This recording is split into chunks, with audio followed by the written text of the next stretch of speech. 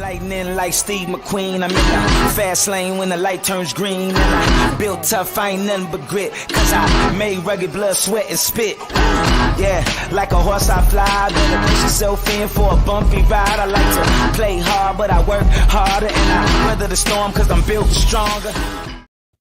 What is up, ladies and gentlemen? We are back. We are live. It is the Freight Coach Morning Show, the top morning show in transportation, coming to you every single weekday, 8:30 a.m. Pacific, 10:30 Central, to break down 3 industry headlines and to provide some actual insight into what you can do with this information instead of being kind of thrown off and make a decision based off of a clickbait headline and how it might not be best for you overall, you guys, because at the end of the day, we're here about it's a value exchange. All right. We're out here to help provide education and value and insight into what you can do with this information to apply it, utilize it, and see a meaningful difference in your business and life.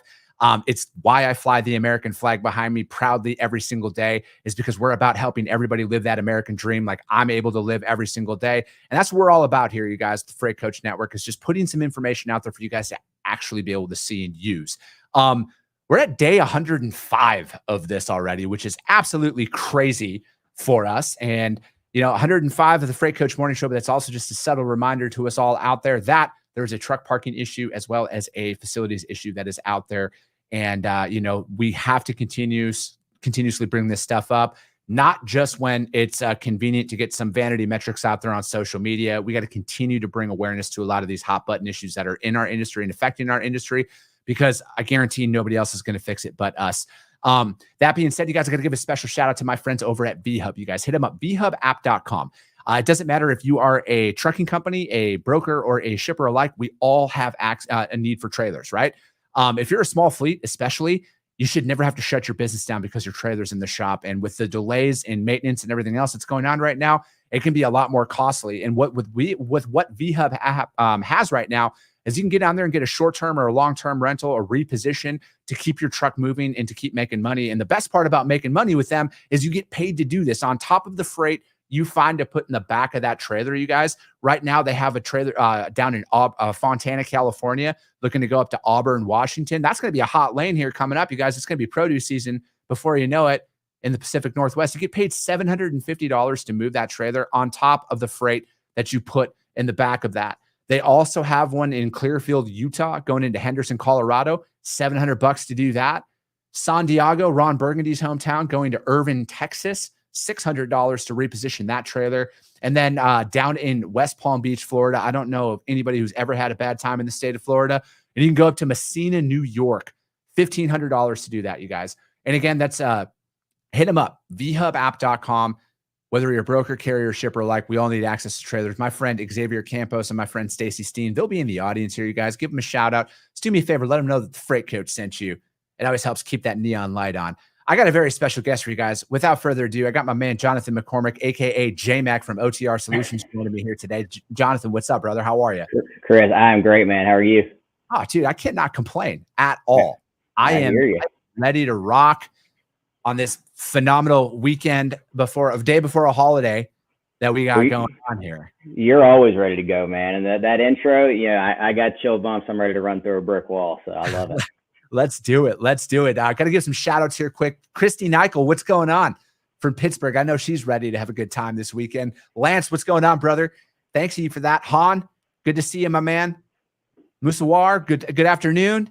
Dennis Bear Everett, what's up, brother? He's got a reefer. He's out of South Dakota, you guys. He's an owner operator. If you guys have any freight for him out of South Dakota, hit him up, you guys. Whitney Fowler, happy Friday from Eastern Freight Brokerage. Enlighten us. I will do that to my best. Gabriel Rogers, you are not late. We're always on time here at the Freight Coach. So, Jonathan, what's new in your world, man? What's OTR for all of those people out there who, you guys got a top-notch social media game. You guys I appreciate that, man. Every single day on social. I love it. Have you seen those Mac versus PC skits that they're doing right now? If you haven't checked them out, you need to. They're freaking hilarious. So it's referencing that old Mac versus PC commercial that was going on where you had like the boring guy and then like the cool hip one, but check those out. But no, I appreciate that, Chris. The marketing team we have is awesome. So just real quick, I'll kind of helicopter introduction. Like Chris said, I'm with OTR Solutions. We were formerly OTR Capital. The bulk of the business is a back office accounting, billing, cash flow solution for the kind of 1 to 10 truck, 1 to 15 truck carrier.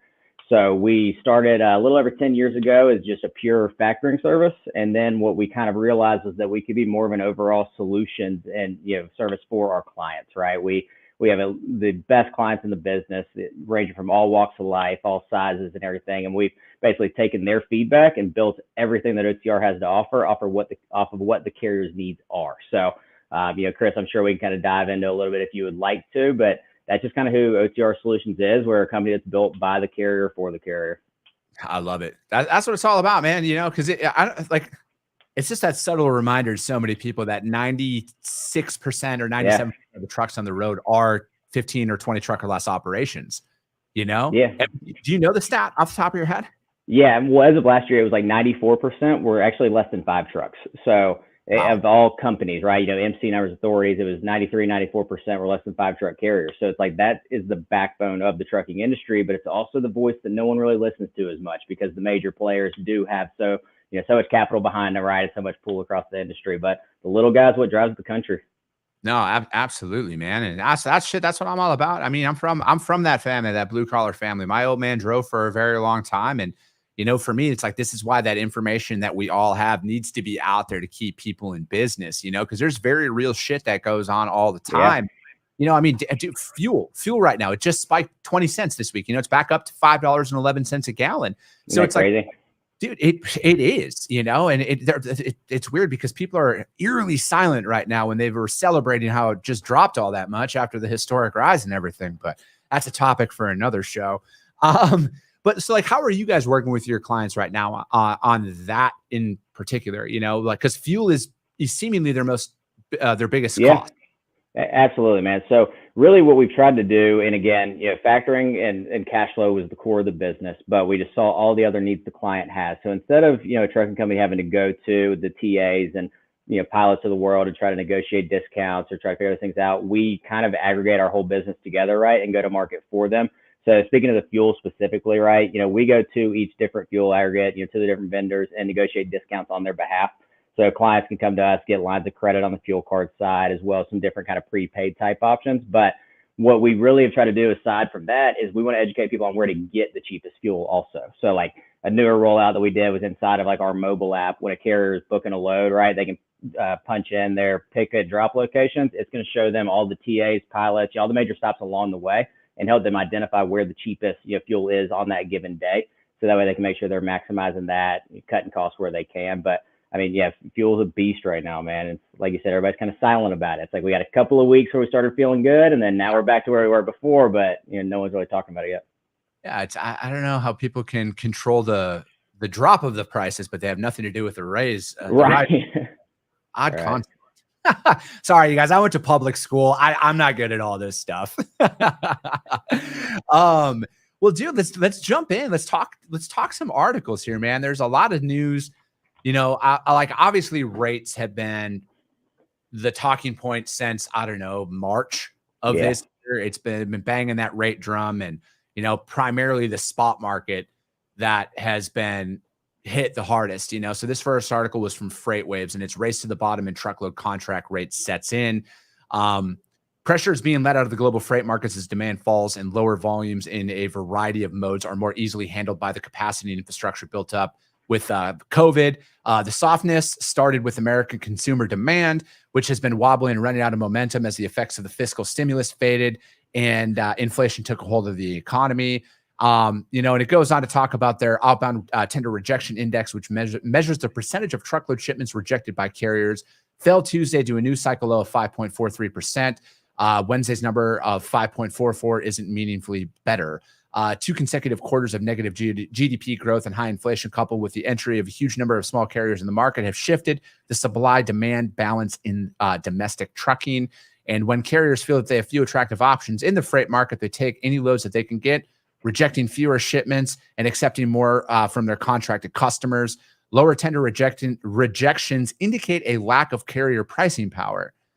Low rejections will also push spot market rates lower until they become more attractive shippers to the rates to come down. I don't know if I necessarily agree with carriers not rejecting tenders as being a bad thing. I think they're honoring their contracts in that regard. But again, man, with a lot of those smaller carriers that, especially with your guys' clientele, they might not have the capacity to be able to get in the door with a large enterprise shipper. So they do primarily rely on spot market freight, right? So it's like, what are, from your perspective, man, how are you guys, like, what are you guys hearing from your clients first and foremost? Because I know with some of my clients, the national average of these rates that are out there are very different from what they're paying carriers right now. Yeah, I totally agree with you on that. The note that kind of struck home for me when I was looking at this article was, it was talking about how, when carriers feel like there are less, great options out there, they're going to do what they can to survive. And I think that is where a lot of people are right now, because of the uncertainties. If you entered the market in the past 2 years, you've had a great 2 years, right? Freight rates, have been historically high month over month, and things are going really well. And so, these carriers that were these new ventures that have only known that side of the industry may not know how to weather the storm of when rates come back down, right? And so that, on top of going out and purchasing new equipment and all these things that they did over the past few years that were at historical highs also, right? The cost to buy a truck is higher than it's ever been, at least over the past, couple quarters. And so when freight rates plummet like this, they kind of have to take what they've got. They don't have the, ability that some of these larger fleets do to weather the storm, right? And so I think that kind of is where a lot of people are. They're accepting rates that maybe they aren't happy with, but they just have to keep the truck moving. And so it's kind of an unfortunate state, but where we're trying to kind of get our clients to lean into is that there is still good freight out there. And like you said, the brokers for the most part, are making more from their shippers than they're passing along to the carriers. And so we're trying to kind of help our clients weaponize that knowledge and kind of some of the data to go back to C.H. Robinson and say, hey, look, I know you're offering this at 220, but there's 8 loads last week that went through my factoring company that paid, 240 on it, right? And we want to help people kind of, utilize some of that data that we have on the back end, take it to market, so that way they can, go to these different brokers, a little bit more education, a little bit more knowledge on what they should be getting paid on that load. But kind of like you said, man, it's a tough time, and we're just trying to help kind of educate people as much as we can so they can kind of weather that storm and at least make a little bit more than they may without this extra information.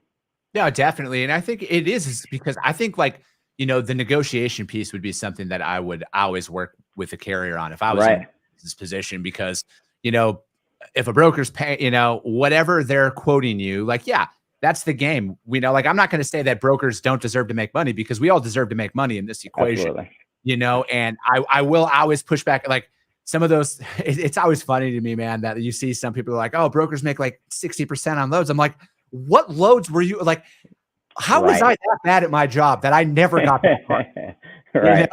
And my thing is, though, it's like, how do we get in there and collectively work together? And and I think, again, carriers knowing what they need to be profitable is key. Yes. And that's one thing that I always take into the negotiation table is, it's like, just because 2 months ago you saw a load posted for $5,000 doesn't mean it's always going to pay $5,000. Right. Frankly, it doesn't mean that you need $5,000 on that load. And it's like, when you do that breakdown, and again, negotiating with brokers, they're never going to give you their all-in price. Like, that's like, it's all bullshit. And, oh, this is our best and final. Yeah. No, this is just what we're willing to take on a load. But we do lose money on freight. Contrary to popular belief, we do lose lots of money on freight and to protect that relationship. But I think, like, you got to be invested in the long term. And, for any of your guys' clients out there, or for any owner operator out there, have a business plan in place, because the right brokers out there who want to use your equipment for us to both make money on, I need to know what days of the week you're available. I need to know how many trucks you have in your fleet. I need to know what commodities you will and will not haul, so I can go out there and find freight for you. Because communication, to me, is like the biggest thing. I don't like the big brother aspect of a lot of things, but the reason why I like to have my drivers on tracking is so I don't have to call you. Right. Absolutely. And when we build that relationship up with each other, and it's going to take 10 to 15 shipments for us to kind of get a little bit comfortable with each other, just because carriers should have their guard up when working with a broker for the first time. I would be doing that exact same thing in that situation. But to me, it's like, the more questions a broker asks you, the better the freight will be, in my opinion. Because if they're vague in their approach, and any driver out there listening to this, if they're like, it picks here, it delivers here, this is what it weighs, this is what it pays, that's not a load I would want to book. Right. They're not worried about the cargo, right? They're not worried about what's actually being moved. Yeah. And they're just trying to push a rate down on you. Or more importantly, If they can't answer specific questions that you have, that's a load. That's a opportunity that their customer emailed them on that they don't actually have the BOL for. They don't actually have that load, because when I'm actually moving freight for my customers, I'm going to be able to tell you literally everything you need to know about that shipment. I'm not going to play that back and forth game.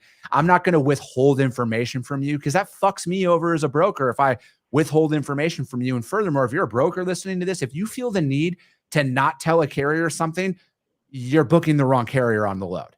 Yeah, absolutely. And like you said, the broker or the carrier that asks the right questions and has the right information, that's who you should want to build the relationship with. I think right now, when freight rates are down, it's hard to convince some carriers to build that relationship, because they, like you said, they think the broker's making 60% on the load. They don't care about, trying to work with Chris Jolly over and over and over, because they think Chris Jolly's screwing them, But if Chris Jolly has all the information you need and he's telling you this price he has, build a relationship with that guy, because, as the market fluctuates, as it always does, it's cyclical, right? You want to have the relationships with the good brokers, with the good carriers out there.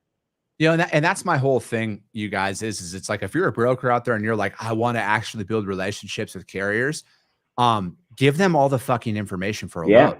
Because if you're like, you got to look at it like this. If you're going to lie to them about the weight, what else? They're going to instantly think, what else are you telling me about? If they show up, if you tell a driver that, oh, it's a first come, first serve, when it's actually an appointment time, what else are you lying to them about? You're building up resistance, advertently or inadvertently. I don't fucking know, but you're doing that to yourself. So it's always like, what more can we do to make ourselves better? Because as a broker, again, I hate to fucking break it to you, a lot of you guys. You guys are nothing without your carrier partners. Your technology means shit if you don't have trucks to pick up freight. Harsh reality for a lot of people to accept. Yeah, I mean, you're spot on, Chris. And like, one kind of thought I had, and what we hear from some different clients every now and then, is with the market right now, what they have a hard time swallowing, what's the tough pill to swallow, is when you see these, Knights and ArcBest and some of these companies reporting these, historic high, quarterly revenue numbers. Not every broker out there has the, the capacity and everything as these big boys, but that's what the carrier sees. So then when they've got a broker over the phone telling them, hey, this is all I have in the load, unfortunately, that's why the carrier thinks people are full of shit, because they see the headlines of all these great revenue numbers that they don't necessarily just want to trust the sticker price, right? So that's, to your point, more information you give to the carrier, the more they're going to trust that you really do want to work with them, build a relationship with them, and have kind of their best interest at heart also. Yeah, no, absolutely. And, again, it's like with, in this article, they're talking to an executive at a publicly traded U.S. transportation provider. So again, that doesn't say if it's a broker or a carrier at that point. It's about 25 customers. Multiple rate exercise with customers, and that about half of the firm's top 25 customers asked for rate reductions after cutting revenue per load by 20% from its peak in February. The provider has managed to eke out 10% year-over-year growth, but the situation feels like a typical race to the bottom. And then again, an analyst at a top 10 freight brokerage, and again, take whatever, this is all worth it. Again, this is why I want you guys to read all these articles on your own. Our view is that the high volume, live pick, live drop contract freight is going to see contract rates down in the next year. And then they expect the national average rates to fall until the gap between spot and contracts does.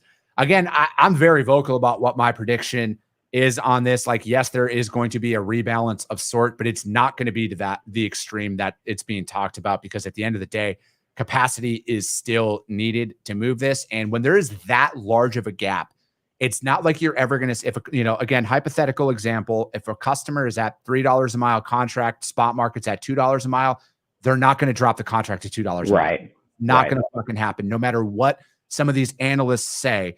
I've sat in the seat, you guys, and I'm not saying this analyst hasn't. I've sat in the seat. There will be a rebalance. It might be along that 15%. I could see maybe 20% on the very high end, but customers are not going to bottom out their market, because it's going to affect their capacity. It's going to affect their product getting to their customers as well. So that's the whole cyclical side of this, you guys. But again, it needs to be what can you do today? What can you do today? And that article, you guys, was from freightwaves.com. Race to the bottom and Truckload sets in. Gonna get some shout outs on some people. Vitaly, what's up, brother? Weird take. He says, Grace, what's going on? She's in the audience. Garrett, what's going on? The script is flipped. Smart data drives smart decisions. Bowers Trucking and Logistics is listening. Good fucking morning, freight peeps. What's up, brother? Yeah. Zach Williams what's going on? Good morning, Cody Miller. 100%. There's no reason to withhold load info from carriers. Amen to that, man. So next article I wanted to talk about is from Fleet Owner, fleetowner.com. And it's about recruiting and retaining drivers in a post-pandemic world. And dude, from your perspective, man, from like a driver shortage, that drum keeps getting beat all the time. I am sold on the fact it's a retention issue. It's a driver retention issue. Couldn't agree with you more. And especially over the past year, right? It's like, you saw NBC and CNBC and all these different media agencies pushing that driver shortage, but it was the mega carriers that are having the problems, right? And it's because of the retention. When freight rates were historically high for so long, you saw so many of these drivers that saw they can make a little bit more money, but they're also being treated like shit. So it's like, why hang on with, working for the mega carrier when I can either go and work for a smaller shop, private fleet, or go and start my own business, right? So last year going into even like February of this year, we were seeing anywhere between like 10, 11, 12,000 new authorities being filed for every single month. Yeah. And those numbers have come a little bit down to earth, but I think that, those numbers right there speak a little bit to the driver shortage that the mega fleets are saying. It's that they weren't retaining drivers. They weren't treating them the right way or compensating them fairly. And so drivers by default looked another direction. Yeah. And now that's the thing is it's like, it's funny. I've never actually thought about it that way until you just mentioned that with the driver shortage, mega carriers, and then the influx in authorities and how they're not leaving. It's the retention from the large carrier seat. And, again, because it talks about the balance of power has shifted from job candidates in the transportation industries and how employees hop jobs for better pay and employers see vacant positions stay open for as long as 6 months. I just think that, if I was the CEO of a large company and I couldn't keep any drivers, again, there's always going to be that percentage of people who are going to leave no matter what. You can grass is always greener. Exactly. That's always going to be a thing. But what more could you do? Because what are these other companies doing that are so appealing that makes them want to leave? Is it your equipment? Is it the pay? Because I know that I guarantee if you polled 1,000 drivers, pay is not going to be the top resounding reason why they leave fleets. I completely agree with that. I think it's so much more goes into the respect level and whether they feel like their employer is actually invested in them as a human, right? I mean, across this industry, there's problems everywhere where people just look at drivers like they're a lower level than the rest of us, right? And it's fucked up. So, I think that kind of starts with that concept and that mindset that people are going to keep looking around until they find somebody that they really feel like is invested in them and their success.